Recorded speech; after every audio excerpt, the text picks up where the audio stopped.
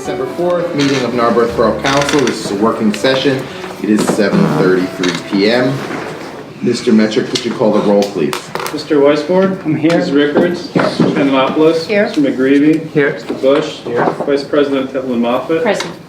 Mayor Andrea Deutsch? Here. President Aaron Muter? Here, thank you. I have a few comments this evening because... Pledge. No pledge, because this is only a work session, Very patriotic. but I appreciate your attentiveness. You'll count me in 2 weeks, because I'll forget. So. Actually, there's some new visitors here sitting down.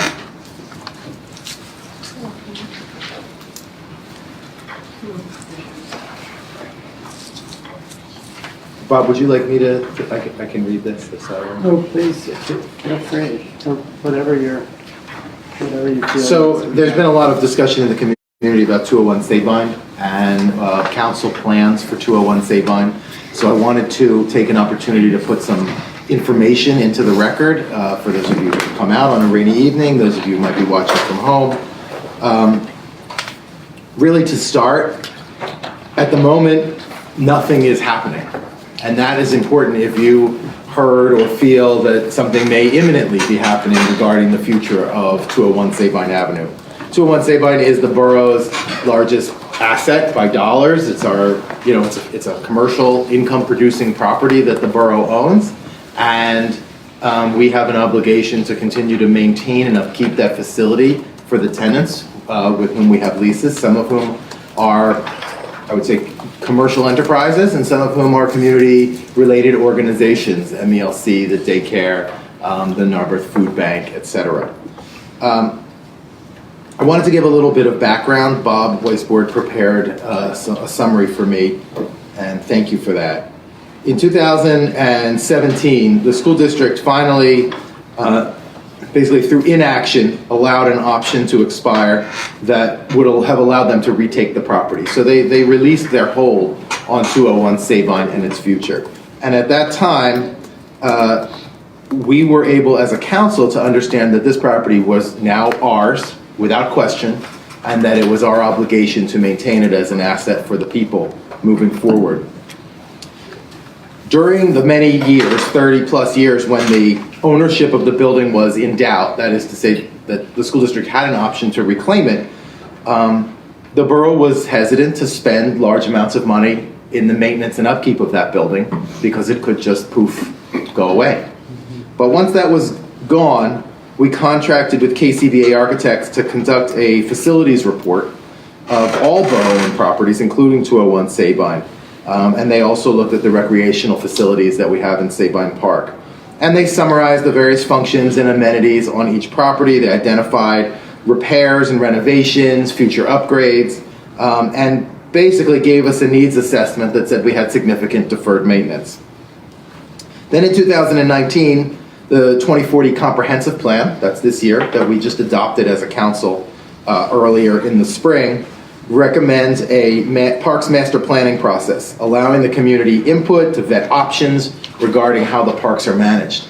And I know that we have a recreation board, and we've had some discussions now that we have additional professional help in our public works department, how that might be reorganized so that there's more opportunity for citizens to participate at sort of a guidance and steering level as to the future of our parks and our public facilities in that respect.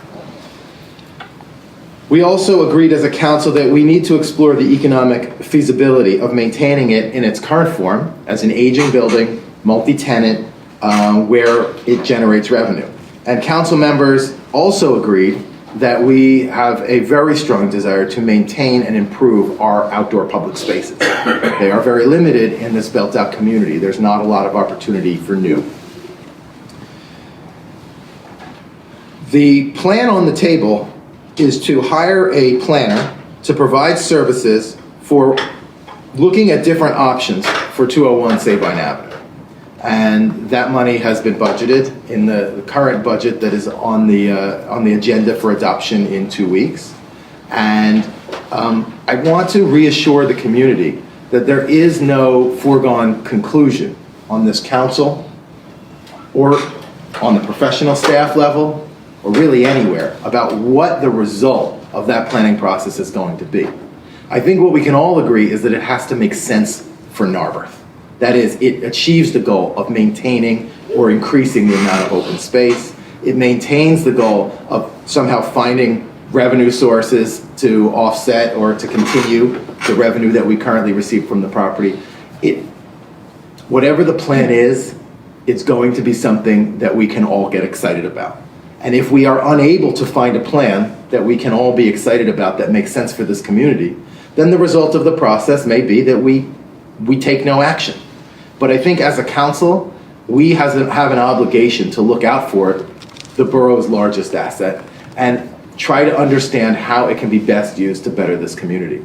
And I know that part of that is going to be a brainstorming process where all kinds of ideas come up. People say all kinds of things, and it's very important not to jump to conclusions that because one person said a thing, that that's what's going to happen, or that there's somehow a plan going on behind the tables here about what we really want as an elected body. That is not the case.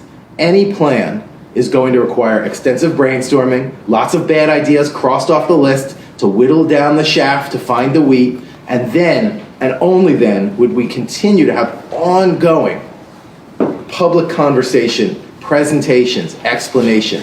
Anything that was going to happen at that building is going to cost a lot of money. And before the borough spends a lot of money, all of the public is going to be involved. So I encourage you to stay active, hear what council's discussing. Anything would be published and made available to the public. But at the same time, you shouldn't feel like if you take your eye off the ball for 30 days, that something is going to happen. Even 60 days, it's not going to happen. It's going to take, honestly, years for us to work through this process. So with that, I know we will have a public comment period, and when we get there, I'll lay down some rules to move that along this evening and make sure that everyone has an opportunity to be heard. Ms. Mayor, do you have any comments? Just briefly, moving on to a different subject. We're entering the holiday season, so just a couple of items. We have one of the biggest events in the borough coming up this Sunday, the Dickens Fest, where thousands of people will be descending on our downtown, which will transform into 1840s London. I encourage all of you to come, bring your friends and neighbors, and come enjoy, have a great time. I would like to thank Chief Gallagher for working with the police to protect those visitors and guests that will be here, and setting up good systems for maintaining safety. I would like to encourage everybody to do their holiday shopping local, shop local, and support our businesses and brick and mortar stores, because the downtown is what we love about Narberth. And lastly, it's that time of year again where I just want to issue a reminder to lock your doors, lock your car doors, lock your window, lock your doors of your houses when you're leaving, because we don't want to make ourselves an easy target or a place where people can find things that they shouldn't be finding. So that's it. All right, thank you. Moving on to committee reports, Finance and Administration. You guys just met, right? We did just met. We went over what we met about. Do you want to do communication planning first, or? However you want to put it together. Yeah, go ahead. Why don't you do it? Okay. Got some handouts. We'll take one down, pass it around. Sorry, you gotta read. I'll wait. You gotta read through yours. Just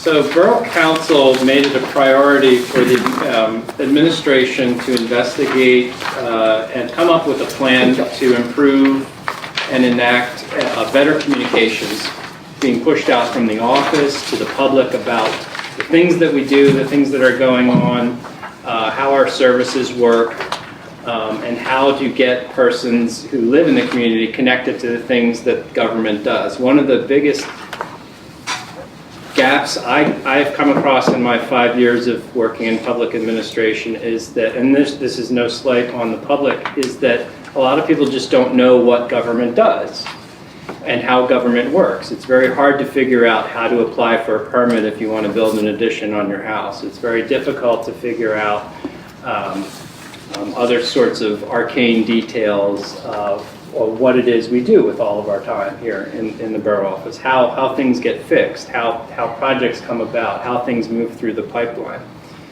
So council made it a priority for the office to come up with a plan to elaborate upon and communicate more legibly to the community about how we work and to make that interaction work better.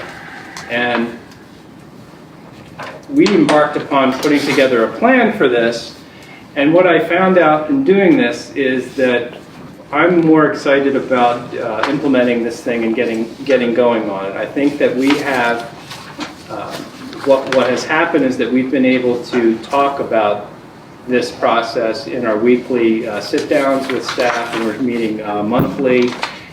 And it's just become part of our normal operations and business. And so we're looking for these improvements to start happening and start being rolled out in the short term over the next 3 months. So we went ahead, we developed a plan which is illustrated in the handout I handed out to council here, where we developed a mission statement with some goals and some plan details about how we're going to get from our mission statement to our goals and how we're going to accomplish this. So one of the goals was to organize spaces where the public and professional staff, our appointed officials, interact to promote efficient communication. So when you walk into the office, do you know where to sit down? Do you know where to go? Do you know who to talk to? And some of that confusion comes from the organization of the physical space. So we engaged. We started talking about this back when we were doing the capital plan, and council authorized funding for the administration to be able to explore possibilities. And we came up with a great plan working with the firm in Norristown, and we have put our order in. We are going to come in under budget on that. And we look for implementation sometime in the next 60 to 90 days, where you'll see some changes downstairs, where when you come in, there will be a reception area that people coming to the office will be received. We're opening up the office space. We're getting rid of the big clunky furniture. It's going to be more, we'll be able to move things around better. We'll be able to collaborate around common spaces with people that come into the office. We'll be able to collaborate around desks and tables, roll out plans. We don't have a place right now to roll out a 2x3 plan and meet with people and talk about what they need to do. In addition, the space we're in right now will be refurbished, not terribly, won't look terribly different, but there will be new furniture in the room, which will allow us to configure the room in a number of different ways and fashions that we can maybe set up this meeting in a better situation where we're a little bit closer to you all out there who are in the audience, and also to reconfigure the tables for other kinds of training sessions, to be able to divide this space, which has a divider in it, be able to run concurrent meetings in both sides, to also reconfigure the room for different kinds of uses. So it's going to be movable tables, movable chairs, and that's really just an easy kind of quick fix. And we're being, we got sold on the idea of doing it that way because the workspaces that we work in, and there's some people here on council who organize workspaces, are moving towards more malleable, changeable configurations where you collaborate with personnel, and it doesn't have to look the same way every day. It can look, the space can be organized differently. In fact, when people are going to come in here and change for the Dickens Festival, you'll put everything up against the side of the room, and you'll have the whole room to get changed in. If you run around a zoning hearing board, you could have a very didactic setup where you would have the applicant at one table with the board in front of them and a gallery for the audience. It'll all be easy to configure any way you want to. And we'll start off with our configuration a certain way that the designer recommended, and that can be changed too if it doesn't, if it's not to your liking. So getting more to the communication moving out, really what we thought about was we wanted the communication to be timely and legible. So we want, we went through and we thought about different methods and means to communicate, and we knew there was a gap in terms of getting information out in more written and durable formats, Because we used to have a newsletter that went out sometimes even more than once a year, twice a year. And we had very poor, in my opinion, electronic communication needs. The website really didn't have information on it. The email flash was inefficient. And we've invested a lot of time and effort in getting the website configured in a way that we can actually get information and forms up onto the website quickly and easily and direct people back to them for longer explanations of projects and information. For instance, with the Narberth Avenue Bridge replacement coming in 2020, there's going to be tons of questions and information people are going to want answers to about timing, schedule, impacts, what's going on, who's doing what, when is it going to be finished, how do I get around, what's happening today, what's happening next month. So we're going to build something on the website that we can drive persons to who want more information about the project, and we're also going to support that with our weekly emails that are now going out to over 1,300 subscribers, which is a huge growth in our email list that we've benefited from switching to a different platform to send our emails out on. It's much more efficient and cost effective. But we do see the need for paper communication again. And we're meeting with, we have two possibilities to do this. We're thinking about either doing this with a firm that would do it at no cost to the borough, and that those kinds of newsletters have a certain look and feel because they have to sell advertising to pay for the publication. Or do we go and pay a designer to give us a template that we then change and populate with new information as it comes out every quarter? And that will be the more costly option. We're sort of leaning towards the no-cost option because obviously it's no cost, but it has a different look to it.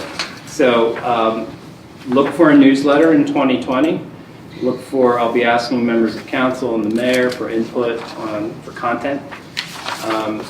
And staff, chief of police, director of public works, and our partner consultants as well. We also have our bulletin boards, and which we are interested in continuing to use because they seem to have value. But if you've noticed, we've started to change them on a seasonal schedule. With information that can last for 90 days in those spots. So far, so good, but we're going to keep our eye on that process. And then what we did with our planning is we started to think of different types of events or services or things that happen, things that we routinely do that come up that we need to push out to the to the community. So one of those would be changes to parking policy. You've probably heard a lot about this, and we need to stay in front of any information that goes out there. But the only thing that we'll be doing going forward in 2020 is just migrating our existing residential permit system to the electronic platform that we are using for enforcement. So that at that point, we'll just know what our universe of residential parking permittees are.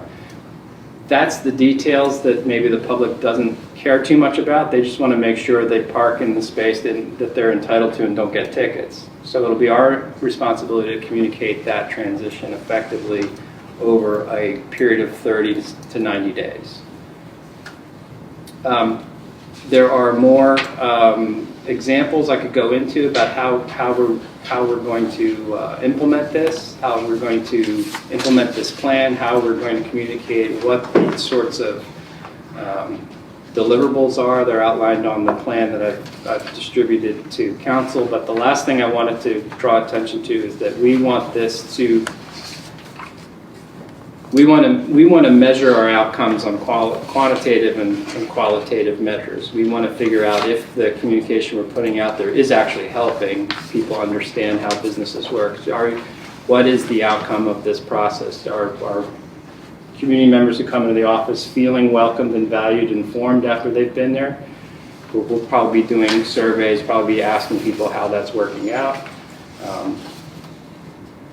are the results of the web page improvements, are the results of what we're doing with our messaging going outwards, creating a more legible format for our services in government. So we will be figuring out ways to assess whether we're being successful or not, that we can quantify, go back to, and then reiterate with staff. And I just want to make, in closing, I just want to make the point that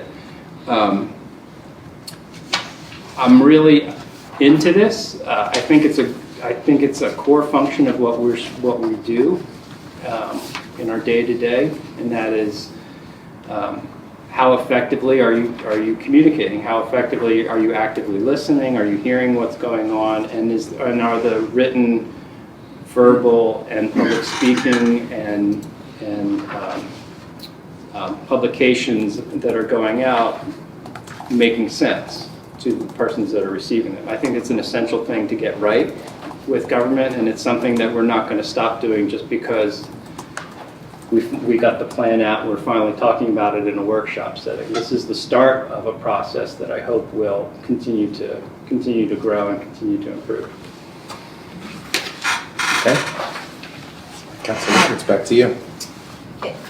I just want to underscore, so FNA and the office really came up and co-wrote the mission statement, and it holds both the office administration and us as elected officials, and I think it warrants kind of reading it and then underlining what our responsibility is. And that mission statement reads, Borough employees and appointed or elected officials are temporary stewards of public assets and resources who aspire to the lasting ideals of equity and integrity. We strive to communicate in an accurate, timely, legible, accessible, and inclusive manner to support this important work. And that really speaks to how you began this meeting, Aaron, that this is a shared responsibility. We talked a lot about the fact that citizenship is a verb and also has an onus responsibility on the public, not just the officer elected officials.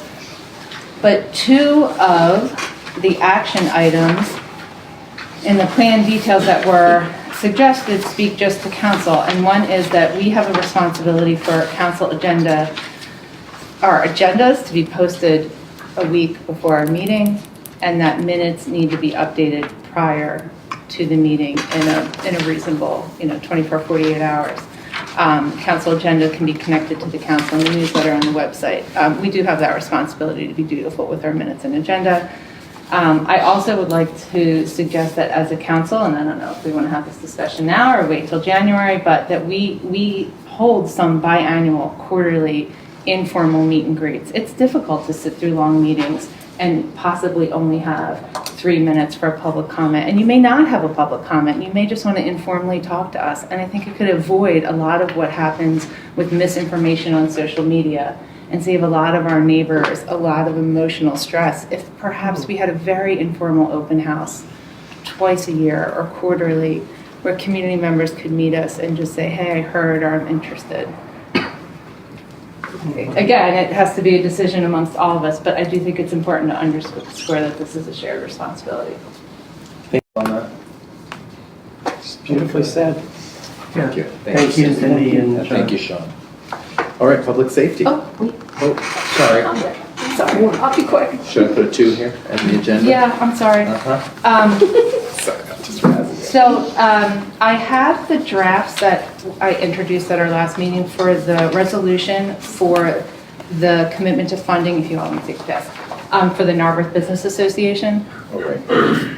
You know what, I didn't take one. There's really not much wordsmithing or to discuss here because we're bound by PA Borough Code and what we can do. But I'd like us to take a look so we can pass it at our next business meeting. The one question is when would funds be distributed to the NBA? And Sean and I discussed that they already are on a quarterly cycle of what they paid out for an information officer, so to just keep that same procedure in the office makes the most sense for the NBA and the office.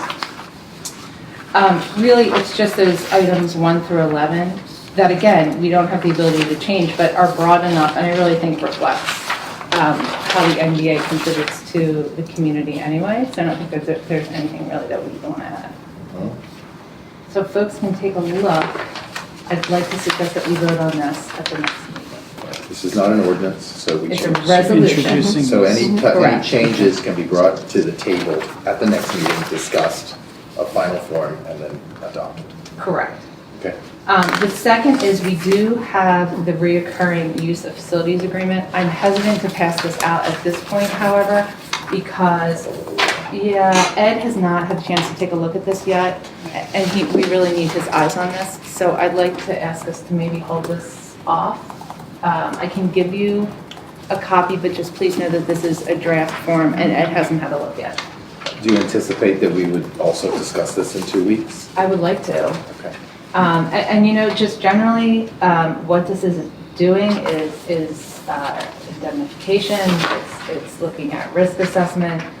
Sean, you brought up a great point about looking at, okay, so we have a reoccurring user of up to maybe, let's say, 50 senior citizens every, Monday through Friday. Have we ever thought about if there was a fire? Have we ever looked at risk? We have. Well, Sean said we haven't, so. We had an expert here last year with Dave Worthley. Remember that report we got? Mhm. So we did an assessment. There are things to be considered that both Ed and Sean's house can take a look at, and then in 2 weeks we can really, with Mr. Walker, take a look. Okay. And I'll send it back if you All don't right, have we'll be it. prepared to I do have it. that. I'll Yeah, send if you it. could pass that around. Yeah, I please. will. Sure. Thank you. Okay, that's all we Okay, have. all right. Public safety. Oh, sorry. All right, I was reading a document. We did meet last month, and again, when we had our business meeting, we pretty much gave the conversation over to the rest of council, which was regarding the budget questions we had during public safety. We're supposed to meet December 11th at 8, but I know the mayor has made a suggestion that maybe if there's nothing new on the table, and I leave it to Rob and Fred, if there's nothing new on the table, that maybe we not have a meeting unless Sean can stop me now and say there's something to discuss. I have nothing specific. There you go. Nothing? There you go. So we will not be meeting on December 11th at 8 in the morning. Thank you. Okay, thank you. Infrastructure. Infrastructure met on the 18th of November, last 2 weeks ago. We discussed the solid waste bid, which council's met has passed. We discussed the 2020 operating budget amendments. We discussed the easement for the Narberth Avenue Bridge. We discussed the art for the Narberth Avenue Bridge. And we discussed the cost estimating proposal that was passed at the last council meeting. So our issues that we discussed at our meeting were pretty much covered during the council meeting last time. We did have an extensive conversation with the borough engineer, Eric Johnson, who explained to us the pollution reduction plan. It was a very informative discussion, and anyone who's interested can watch it on Facebook Live. Fred and the committee asked very interesting questions. Ed Johnson's gotten back to us, and so when we meet next week, we'll look at his answers and we'll continue the discussion of the pollution reduction plan.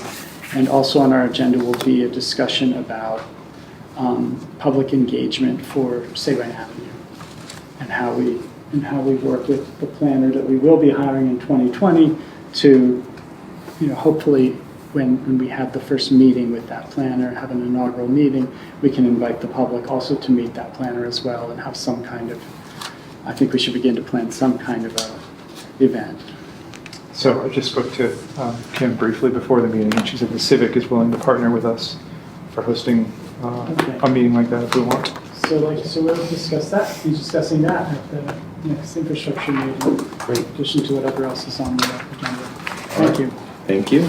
All right, now we'll move to public comment. I'll start in the front row. I'll work my way back. If you have something you'd like to say, just raise your hand or indicate. And yes, sir. If you state your name and address. Sure, I'm John Sykes. I live at 217 Haverford Avenue. I'll give everyone 3 minutes. Go ahead, John. All right, I just moved in on May 1st, and I'm pleased to hear you're going to do something to improve communication to the public, because I've found it very difficult to get information on what's going on. I sort of hear things word of mouth, and I've heard that there's a big construction project planned on one side of my block and a big construction project planned on the other side that's going to pretty much blow up downtown, as far as I can tell. And I went on the website. I was like, well, I'm going to try to figure out what's going on, because I knew nothing about it. Very difficult to get information there. And then what I find is it's, you know, I've been all over the place. I spend the time that I can on it, but it's very difficult to understand what has been approved, why it's been approved, whether any variances were granted. And that's disturbing to me. I just can't get the information other than, like you said, I hear things on social media, or I talk to somebody at the cheese shop, but it's always different information. And it's kind of scary. Parking's already, I have no parking, and that's fine. I took the apartment and I knew that. I park down here, but parking's a huge issue there, particularly with the liquor store across the street. And I just don't see how they're going to, you know, I can't even tell how many apartments have been approved, particularly over Ricklands. It looks like that one keeps changing, and the developers have sort of submitted amended plans, and you're going to give them a spot on the street, and they're not going to have cars anyway because they love public transportation. You know, I don't buy any of that. I think that's naive. You know, as an example, my sister came over the other day. You know, people have visitors as well. I park down here. I tell my friends to park down here. But it's naive to think that because however many apartments are all going to be using public transportation, it's not going to create parking needs, because they're going to have visitors that are going to have cars. And I can bet you every one of those apartments will have at least one car in it. So I don't know where to find information, and I'm concerned about what's going on. Okay. And it's just, that's my biggest issue. And if you could give me some feedback on who I might talk to find out what's going on and how I might get involved, I'd appreciate that. Okay. We'll go through public comment. I took some notes and. Thank you. Thank you. Ira? Yes, Ms. Gamble. Mr. President, your opening statement was very helpful in helping us understand some of what is going on with 201 Sabine. The question I have, though, is why is 201 such a priority when there are other projects that also are more important than an RFP and dreaming about redeveloping 201 Sabine and the property? We're looking at the stormwater management. What I look at it is, if you have so many projects in process, not one gets done well because the resources and the attention is being divided in so many different ways. Paving the streets is important to the public, the bridge project, the parking study that was done several years ago and what happened with that. Replacing our sewer system and maintaining our sewer system are things that are really more important, I think, to people than the redeveloping and spending money at 201 Sabine. We neighbors have discussed that what we want with 201 Sabine specifically is zoning protection. We'd like to make sure that that property cannot be bigger, wider, taller than it is now. We don't want to have high rises there. We don't want apartments there. We also would like to have easement protection on the open space on the park, because what it seems that with the form-based code right now, anything can happen to that property. It can turn into apartments, it can turn into retail, it can turn into things that are going to change what our property, what the property looks like and what our neighborhood looks like. I'm also concerned that the borough is spending $500,000 to replace the roof there and make repairs, and then having an RFP to spend more money on the property instead of taking money from the rent, using a specific maybe 10-20% and do the improvements that need to be done on a gradual basis, which will look toward the big project of protecting the investment that we're just putting $500,000 to. What it seems, though, is that the RFP is kind of like a fishing expedition. It's going to show what the property could be, what we can dream, what this expert developer says that we can do. But bottom line is, can we afford it? Can we afford what these big, huge dreams of redeveloping that property? We want the park to stay. We don't want huge development to go on that property. And I guess my final statement is, like, stop hemorrhaging cash. Stop the madness here. Fix a roof, let the property rest, and then go on to important things that are important to the people of the borough that just spend our tax dollars on, rather than more studies and more projects and more RFPs that are just going to end up costing money, and some of them are just pie in the sky. We're having discussions, or we'll be having discussions on, oh, let's do this, let's do this. Can we afford it? You know, we don't want you to say, well, you know what, we can't afford anything, let's sell the property. I mean, that, you know, I'm not saying that's going to happen. Now, you know, don't panic, people watching that one. But our question is, what, you know, why are we spending all this money? We're putting the $500,000, we're fixing the major problems. There's a lot to do on that building, but we can't afford to keep hemorrhaging cash on studies and on dreams and on, well, let's do this, let's do this. Have a plan, maintain the property as it is, maintain the park, and concentrate on other things for the citizens. Thank you, Carol. That's 201 Sabine for the auditor. What's your address on? 224. 224 Sabine for the minutes. Thank you for your thoughts. Thank you. Moving down, yes, go ahead. No, I'm fine. I'm blind on the left. I didn't know if you had anything or not. My name is Sarah Worth. I live at 210 Sabine. It's directly across the street from the 201 property. I get their mail all the time. Because there are a lot of dyslexic people in the world who don't know that 210 is different from 201. One of the major concerns that I have as a homeowner, and I know that you addressed a lot of this in the beginning, and I appreciate that. I really was very relieved to hear you say everything that you said in the beginning of the session.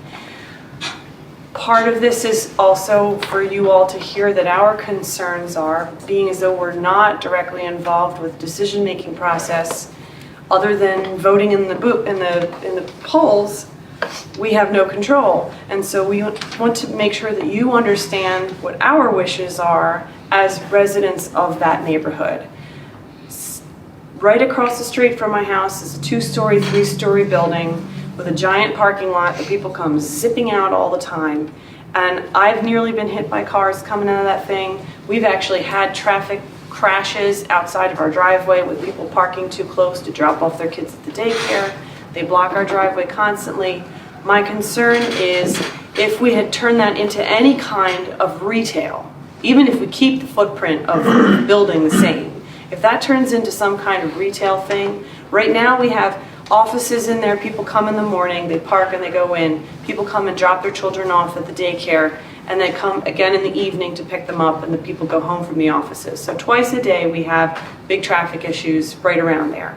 If there's retail in there, it's going to be an all-day thing of cars coming in, cars pulling out, and I can't even imagine how many times I'm going to have to call the police officers down here to come ticket a car that's blocked my driveway yet again. So our concern is that we don't want apartments, we don't want towers up there, or retail, or someone else's dream of what we should want. What we want is what's basically there with nothing that's going to disturb the status quo. Okay? Thank you. Thank you. Moving along. Yes, sir. Go ahead. Phil Wellerstein, at 228 Sabine. Park is right across from our house. I just want to, I guess, for the record, state that my children love the park. When we have friends from out of town, specifically from Brooklyn, who aren't used to seeing green and trees and grass, they love coming over and playing in the park. And it just the character of Narberth as a whole, and specifically our section of it, I think is largely defined by the park and just the accessibility. Just like down here on this side, the park down here, I think, is largely defines this area. It's important, I think, to both environmentally having that open green space and just this small town feel. And if that changes, if it turns into apartments, high rises, commercial space, I think we start to lose something. I mean, I very much understand that the borough shouldn't be losing money on the property, for sure. And there has to be some balance struck between it being a commercial property as it is now and maintaining it. But I just think that the end result shouldn't necessarily be purely financial, but it should be looking at a much larger perspective about what's necessary for the good of the overall community. And again, just to reiterate, the environmental piece I think is very important. Is that there is less and less green and open space everywhere these days, and I'd hate to see that disappear from our little neck of the woods. Thank you. All right. Rob Golder, I'm at 206 Sabine. Yeah. And I know it's comments, but could I ask a question? Or is that for another It time? depends on the question. You can throw it out there with your comments. I'm going to write it down because I'm actually coming back to the gentleman in front at the end. So. Now, when you say you'll decide what's good for the borough or community, would that be a decision? You said you would communicate stuff. So I'm just curious how it would play out if there was a decision made. And I know it could be years from now or whatever, but would it be like communicating, like we made this decision, here it is, we've communicated with you, or could there be some type of referendum or something like that? Right. That's my question. I've noted that. I'm going to hold it, but I think that's a question I can answer for you this evening. Okay. Anyone else with a comment? Yeah. Yes, sir. Bruce McCluskey, 211 Elm. First of all, I'd like to thank Aaron for his comments to open the meeting. I think they were very wide open and straightforward. Things that we haven't heard, which is a real breath of fresh air. And also to thank Cindy for her idea of an open house for council.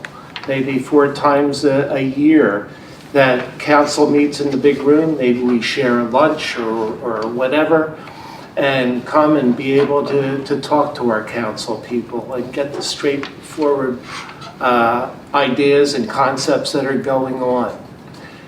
Rather than hearing it down the line from other people, hearing it from the source, which would be a fabulous idea. Cindy, thank you. Hello. Right, thank you. Anyone else? Moving down the line. All right, I'll finish with you, Mr. Ridgway. You came in a little late. Yeah, I can't stay. I got a couple things to do. I wanted to drop these off this. I just printed this afternoon, and everybody grab a copy of this. Still fun leaving. All right. Yeah. Thank you. This is. For anybody that doesn't know, this Sunday's the Narberth Dickens Festival. It's the 13th one. If you haven't been there, you're missing out on the second biggest thing in Narberth every year. Come down and see it. Grab a copy of this. Tells you everything that's going on. Oh yeah, and volunteers. Anybody who wants to, Narberth is a great place, because it has all these events, and Narberth events are just wonderful to go to. But what's even more fun is to be part of them, to help them, it's like I always say in Narberth, it's not the place to live if you want to watch a parade. It's the place to live if you want to be in a parade. Because you can be part of this festival. Come on down. Just send I'm easy to find. If you want to contact me, go to the Narberth online website. If you want to, send an email to me.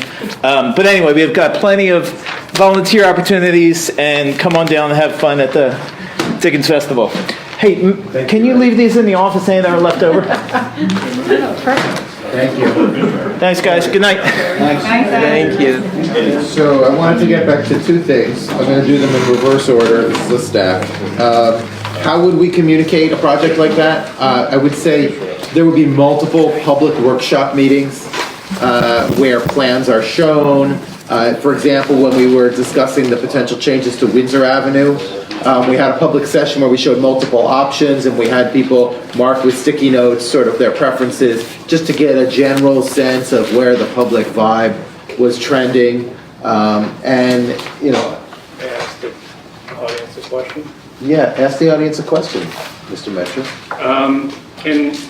Since we have so many people from 201 Sabine, could you raise your hand if you got my memo about the roof work? Everybody So that worked. That's pretty good. Great. Is there a reason why it wasn't sent before the work was started? Well. There is a complicated reason for that. I'm happy to go through that with you maybe offline if you could stay to the end. So that's one way to get a hold of people. Okay, well, right, now you know. Now we know. Now you know. You're talking about the letter, correct? Yes. Okay. And other means such as that. Again, I think that a big project like that, if it was to move forward, is going to happen over a very long period of planning and design. It's not going to be, council is voting Wednesday night, you better get down there. That's not how large projects work with government. So that's an opportunity for the public. To your point, you said, communicate doesn't mean, from my perspective where I sit, communicate doesn't mean we make the decision and we tell you about it and we feel like it's communicated. Communicate is, this is a small community of a couple thousand people. There's opportunity for everybody to have input and make a difference. And now, going backwards, sir, questions about construction projects and how you can get more information. I think we have some ideas about how that can communicate better. There's sort of complicated plans in motion. But if you can stay until after the meeting, we can give you some more detail. Or if you can't, I would suggest emailing Councilor Rickards or myself. Or Borough Manager. Are the emails that are available on the site? They are. They are. And we can have a phone call. We can sit down and have coffee or whatever you like. Thank you. Sure. Okay. Ms. Mayor. Real fast, I'm Mayor Deutsch. I know you're new to the area. I own Spot, the Place for Cause. I'm there generally Tuesday through Saturday. People come on by and you can ask me a question. I'm happy to help you out however I can. She's a captive audience, but she can't I am a leave her own captive. shop. So you go yeah. in and you got it. Make sure you eat some biscuits. Yes, well, I'll take one more. What project is he talking about? There's two in particular. I think there's one above Rickland or... It's the 100 Forest Avenue and 203 Haverford Avenue. Basically, where the gas station / workout place is, and former Ricklands. Right. Those two projects. So there are projects are planned or? There were approvals given for two projects. A few months ago, we made final approvals. So that's moving along. Yeah. And again, if you stay after, we can discuss that. I'm going to move to 7 action items. Finance and administration. Do you want to handle 7A? Sure. I move the Borough Council. I move that Borough Council amend the draft 2020 operating budget per the attachment. Is there a second? Anyone? Amend the budget? Second. Second, now we can discuss. Thank you, Rob. Okay, Mr. Metric, what are we talking about? Right. Well, we followed the same process we had in place a couple of weeks ago where the administration kept working on budget amendments, and those are shown in the shaded rows and columns on the spreadsheet. And if council members had any suggested changes to the budget, they were to send them in an email, and those would be included in the not shaded cells and rows of the spreadsheet in front of you, and I didn't receive any, so there are no suggested changes from council. So I'd like to just take this opportunity to go through the changes listed here. Most of these have to do with healthcare expenses, where we got the final numbers for actual costs in 2020.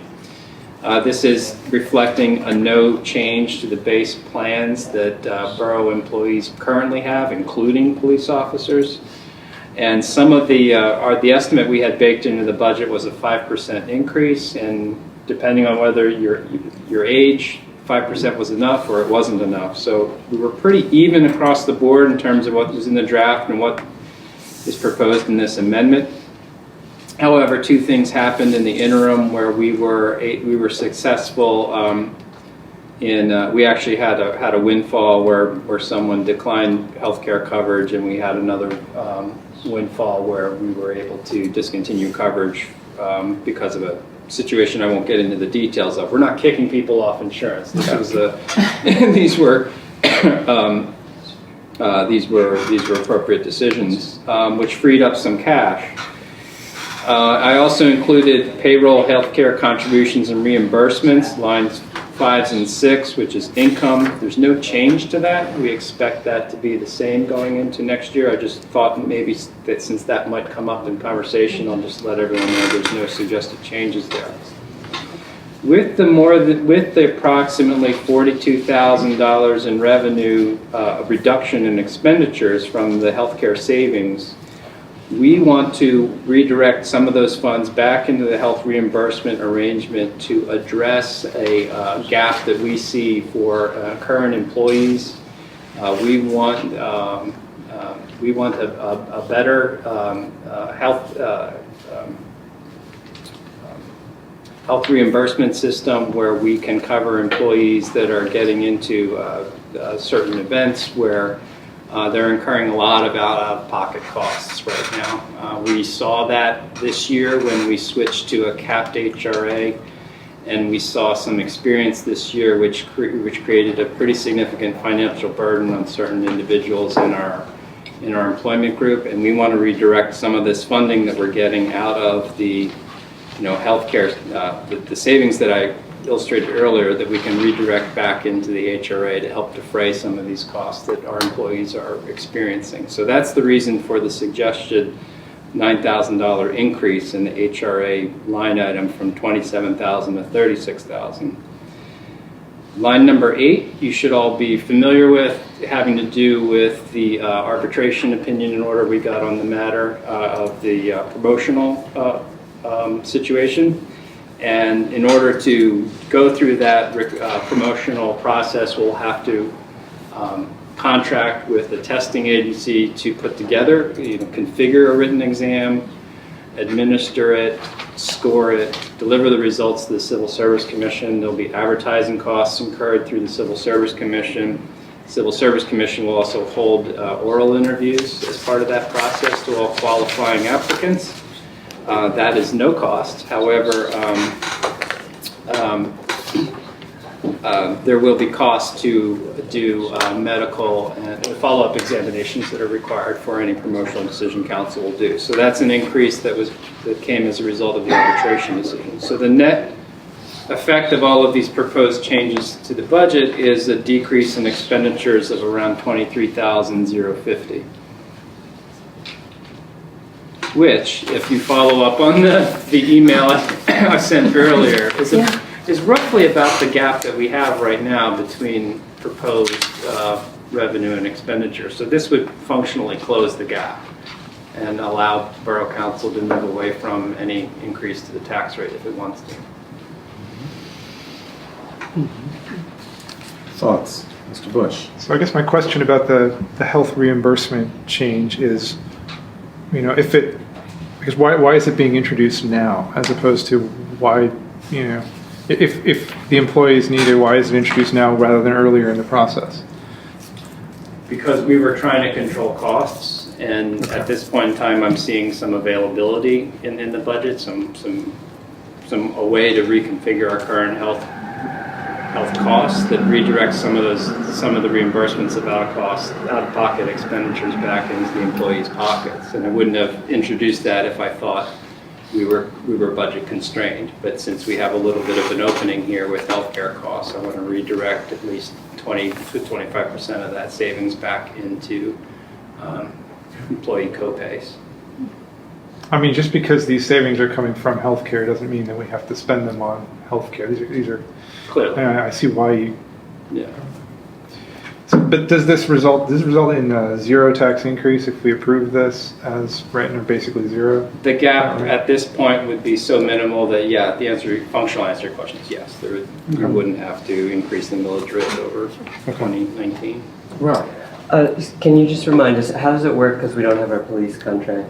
Can we really do a zero tax increase knowing that our police contract is unsettled, or how does the police contract is unsettled, and that's a variable that we just have to deal with because it's unsettled at this moment. The final hearing in that case is going to take place. We hope it'll be the final hearing will take place next Friday. So we may have resolution, we may not have resolution to the matter. Budgeting is always a process where you make your best estimate as to what your costs are going to be, and you track your expenditures the following year. And a good budget is a good number that the expenditures or income gets close to 100%. You don't always hit 100%. So we baked in some increases in certain line items into the budget, anticipating an outcome to the contract negotiation process. I may not be right about the outcome, But there is something baked into that outcome that I think is reasonable, that is our best estimate in this point in time. Okay. So is there oh, I'm sorry. Were you going to No. Okay. Go ahead. Was there a recommendation from Finance Administration? Have you seen this? Because you met prior. No? No, we did not Sorry. meet prior. Okay. Any other questions? All right, I'm going to throw out an idea for consideration. And the reason I'm throwing it out here is I'd like to have 2 weeks for it to percolate. I want to thank Mr. Metrick, who's been grinding at these numbers for the past couple of weeks, and with the help of his staff to do so. We've clearly closed quite a gap through a variety of hard work and occasional good luck, and that's great. The one thing I heard through numerous conversations was that we do not have ample reserves in our capital accounts. And I saw that the Social Security index is going to go up 1.6% for next year. And I'm going to throw out an idea, which we don't have to make part of this plan right now, but before the final vote, is that council might consider whatever the difference is between 0 and 1.6, that we make it 1.6 and we put that money into the reserve account so that this borough can build the reserves for a rainy day. I'm concerned that one day when there is a rainy day, that's not the time to go to the public and sort of shock them with the need for funds. When we can collect them, we can invest them responsibly, and we can have them available when we need them. So I'm going to throw that out there for thought. You don't have to comment now if you'd like to. May I comment? I didn't quite understand what you meant. Right now, you're proposing a 0% increase. Yeah, if these were, right? And let's imagine that when you come to us in 2 weeks, there are no other details that change that.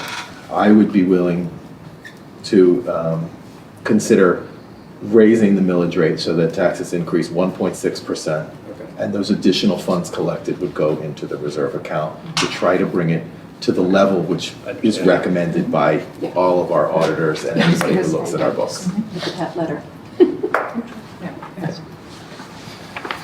I feel like it's sort of a net, functionally it's a net zero burden on this community, especially on those individuals who are on a fixed income. I would though, I do know that in Pennsylvania you can have a direct line item this long, and I would just like to hear from Mr. Walko regarding the parameters of that, which means that it can only be used in reserves. It cannot be used for other items. It's not slush for the general fund. It's not slush, thank you. No. Yeah, thank you. Yes. Mm-hmm. Okay.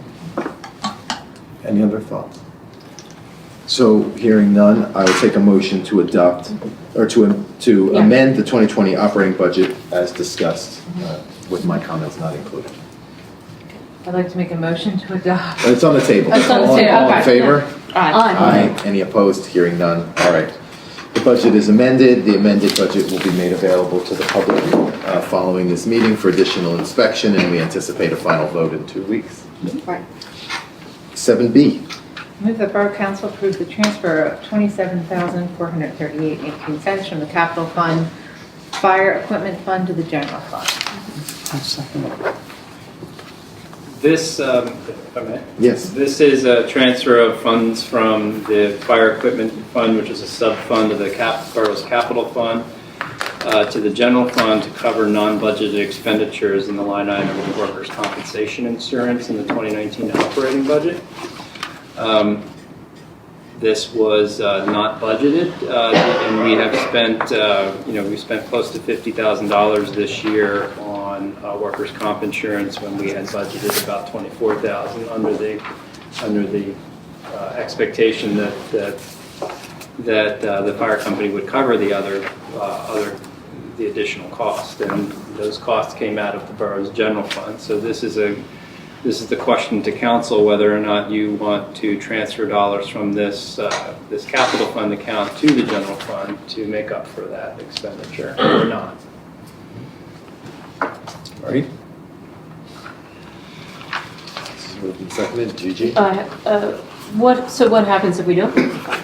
It's just a deficit in your this year's general fund expenditures. You will have overspent your line. The borough will have overspent its line item, so sorry to personalize it. The borough will have overspent its line item in that category. This is a permissible use of equipment funds to, okay. Any other questions? All in favor? Aye. Aye. Unanimous. 7C. I move the Borough Council authorize the Borough Manager to advertise Ordinance 1022, tax rate ordinance for Narberth Borough, general sewer and solid waste funds for 2020. Second that. Thank you. Any discussion on this, Mr. Metrick? Well, this is just to meet our public notice requirements to have this ordinance advertised. We need to enact, and our council needs to enact an ordinance at its business meeting in order for the tax rate to take effect. We can make changes to the tax rate in this advertised ordinance as a non-substantive change at our next meeting, but we need to authorize and put this out for advertisement in the May Times. Okay. All in favor? Aye. Aye. Unanimous. Thank you. Any announcements? Old business? I have one item. Would it be appropriate to make the appointment we discussed last time to the EAC, or would that wait? No, we can do that now. Okay. So I'd like to make a motion to appoint Sasha Weaver Komoroskavia to the EAC. This is based on the recommendation from the chair, Jesse Lytle. Is there a second? Second. Seconded by Bob. Any discussion? We sort of discussed a little before. All in favor? Aye. Aye. Any opposed? Hearing none. It's unanimous. Congratulations. I have one item. I just wanted to maybe have a brief conversation. We had a lot of discussion about the library funding at the last meeting, and I think there were, not intentionally, but various things that might have not been entirely clear to the public who was watching. And so I wanted to take a moment and sort of share some thoughts. I think the biggest, and I'm quoting Michelle here. Yeah, she's like, uh-oh, what? The library did not build up any cash reserves by dishonest practices or padding their budget. Right.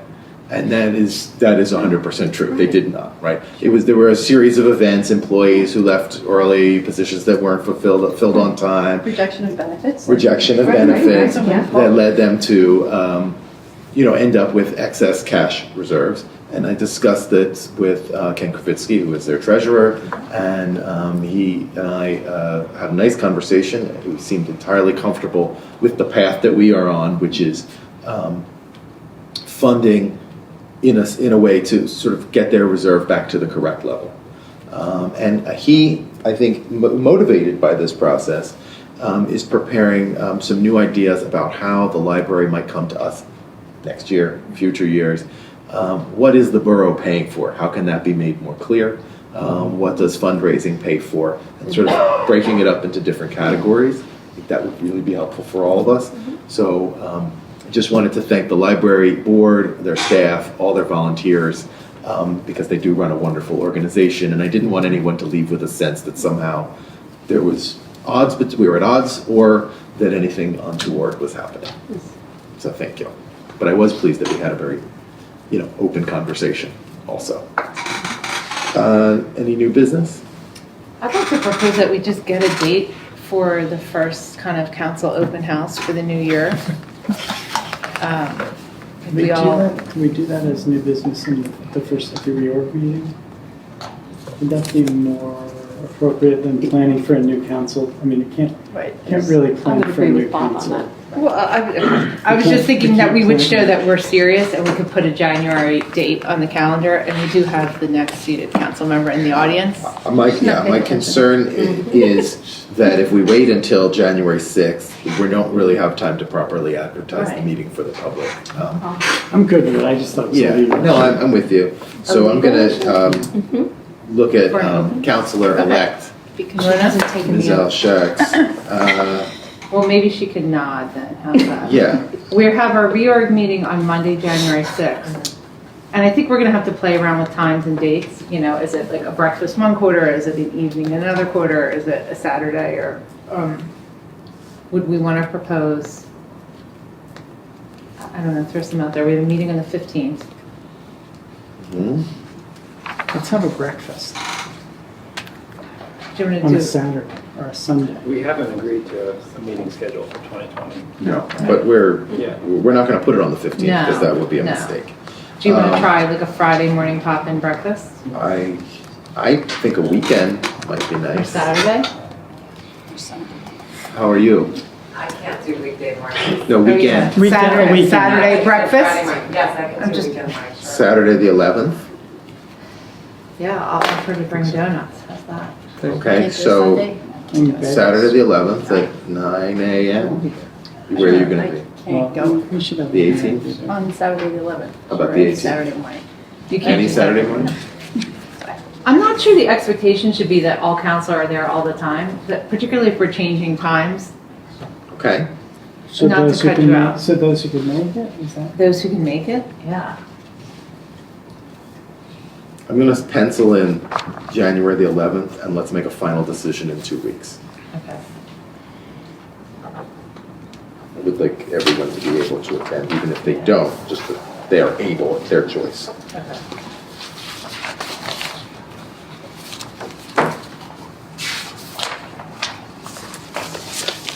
Okay. All right, thank you. I'm sorry, to clarify, the 6th is our reorg. The 6th is our reorg. at 7:30. Did you say 9 a.m.? 7 p.m. Yeah, 7. 7 PM. All right. Any other new business? Hearing none, I'll take a motion to adjourn. Also move. Second one. All in favor? Have a lovely evening.